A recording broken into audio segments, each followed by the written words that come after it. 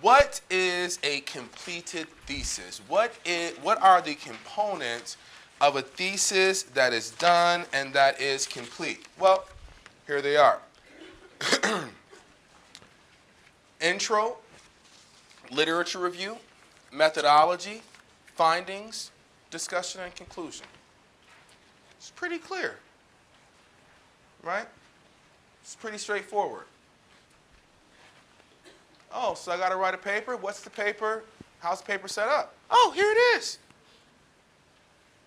Introduce, review the literature, figure out how you go do what you go do and tell me about it.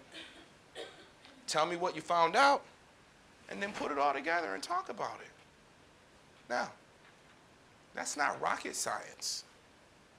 What makes it so difficult is the magnitude of it. The fact that most of us have been in school all the time with people telling us what we had to research, what we had to study, the resources we had to look for, what it was that we need to get, where it is that we need to get them. And suddenly, you're being thrown out there to say, you know what? Tell me what you like. Tell me what you're interested in. Tell me what you want to research. Title page. This is the first thing that you will be looking at while handing in your the thesis. This is where the signatures are.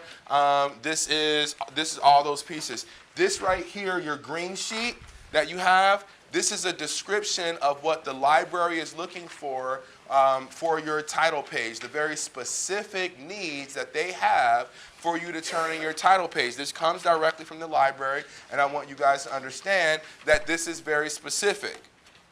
It needs to look just like this, right? So you like borders and you like all this different stuff, or not on your thesis cover page. If you turn your thesis cover page into Kelsey and it has a border of hearts all around it, Kelsey's going to send it back. Okay? If you want to get your own one printed out and bound for your home, you can feel free to put hearts, borders on every page and little puppy dogs, whatever it is you want. But the one that you turn into the library has to look just like this. Does that make sense, everybody? Awesome. So what is the abstract of an article? Those of you who read peer review research and things like, what is an abstract? Yeah. Like a brief summary. Yeah, and so you get a peer-reviewed article, and the article is 32 pages long. So I ain't got time to filter through the whole article to know that if I need to read the whole article or not. I need to know if I need to use it or not. I can look at my abstract, and that will help me determine the information inside the article so that I know whether or not it's going to be useful for me to dig deeper in and utilize that article for either a paper I'm writing or anything else. Your thesis needs to have an abstract, and what your abstract does in the beginning of formulating it, it helps you to formulate your ideas. Answering these questions helps you complete that. The purpose of this study is fill in the blank with the verb such as test, understand, or develop. The blank, fill this blank with one or two central concepts. About, fill in this blank with the unit of analysis, whether people, groups, times, periods, spatial units. Using a blank, fill in this blank with the method of inquiry. Introduction. Your introductory statement presents a general statement, claim, or issue about the study. Present support regarding the general statement. Last paragraph contains aims of the study or problems it proposes to solve. Next in your introduction is the statement of the problem. Describe problem to be investigated. It contains a general problem written in the form of a statement followed by the specific questions or sub-problems. Significance of the study. Why is it important? Why is it valuable that you are studying what you are studying? How does it relate to the improvement of the human condition? Who will be able to use this knowledge to make better decisions, improve policy, enhance equity, or combat social justice? Research design.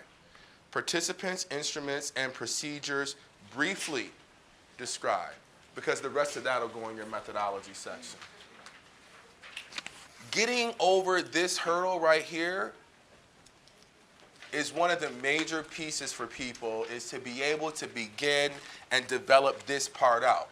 Many of you is really going to be identifying why is this important? Why is it important to study parental engagement? Why is it important to study all these different things?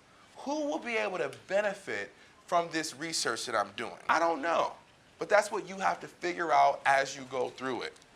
Chapter 2, review of relevant literature, experience, and concepts. Who can tell me why it's important that we have a literature review? Why is that valuable? What does that even mean? Why is it important?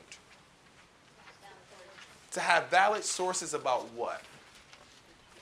Your topic, right? So you mean to tell me I just can't make some stuff up and say, because I said it, it is so?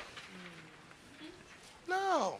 You have to be able to demonstrate that somebody else has already provided information on some area of your topic. You have to be able to demonstrate support for what it is that you're contending. So you may want to say, foster youth outcomes are improved as a result of increased training of foster parents, right? First, you would have to do some research to demonstrate that foster youth have poor outcomes, first of all. So first you have to create the setup for what it is that you're talking about, and your literature review allows you to do that, because you now say, Evans and Brown 2007 stated that such and such, such and such. And now you've demonstrated that somebody already told us that this group of youth experiences a higher degree of risk factors that warrants increased attention. Now I'm listening, because your introduction is now valid to me. And it's being supported by what's placed inside your literature review. Because now you're coming up with articles that have been reviewed by other professionals and demonstrated to have said, yes, this is accurate and this is true. Now, for your literature review, do you only choose information that supports your point of view? No, no. In an academic paper, you want to be able to not just identify the points that support your argument, you want to demonstrate that there's also a diversity of thought out there whereby everybody doesn't agree with you. So you don't just go and seek out everything that just says or speaks to exactly what you're talking about. In the literature review, each student should examine the relevant publications to the topic and discipline. These should be scholarly professional publications, most of which were published within 5 to 8 years of your thesis. So, is TMZ a scholarly professional publication? No. Can you go and cite TMZ in your thesis? No. Is Wikipedia a scholarly professional publication? No. But here's how you can use those resources. So you see a Kardashian on TMZ and they're saying that, oh, I just had a baby and after a C-section, I needed to have 8 additional weeks of bed rest compared to a natural birth. You're like, oh, I can do my thesis on the difference in healing time and connection between newborns and a mother who's had a C-section compared to a mother who's had a natural birth. Now, did TMZ give you the idea? Yeah, it made you think of it. But can you cite Kim Kardashian from TMZ in your article? No. You use that to go out and now seek scholarly research that supports what it is that you learned anecdotally. Sometimes when you Google something, Wikipedia is the first entry that comes up. Is Wikipedia inherently evil? No, not at all. Not at all. But Wikipedia cannot be quoted, it cannot be cited because it's not scholarly. I can make a Wikipedia page, right? If I wanted to go on Wikipedia and make a page about Pacific Oaks right now, I could go do it. I could.